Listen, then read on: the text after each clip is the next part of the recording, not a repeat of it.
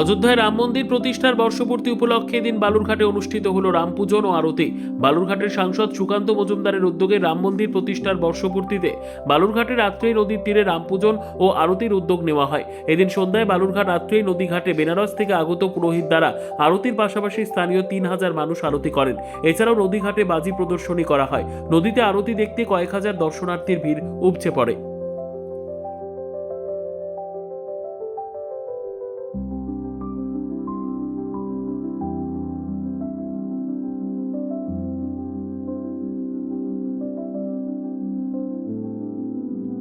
দেখুন, আপনারা জানেন প্রতি 22শে জানুয়ারি রাম মন্দির প্রতিষ্ঠা দিবস হিসাবে আমরা বিভিন্ন অনুষ্ঠান করি। তার মধ্যে রাম আঁকো প্রতিযোগিতা, রাম সাজো প্রতিযোগিতা এবং সবশেষে আত্রেয়ীকে মা গঙ্গা রূপে পুজো করা হয়।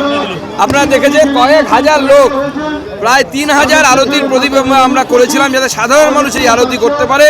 সুশৃঙ্খলভাবে তারা বসে আরতি করেছেন।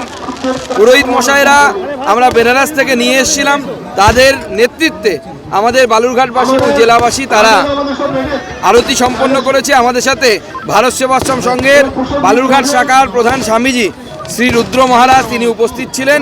সকলের আশীর্বাদে প্রত্যেক বছর আমরা এই অনুষ্ঠান করি। এবারও এই অনুষ্ঠান এবং তার সাথে বাজি প্রদর্শনী চলছে। এরপরে আমরা পুরস্কার বিতরণ করব যারা রাম আঁকো এবং রাম সাজোতে যারা প্রথম, দ্বিতীয়, তৃতীয় হয়েছে।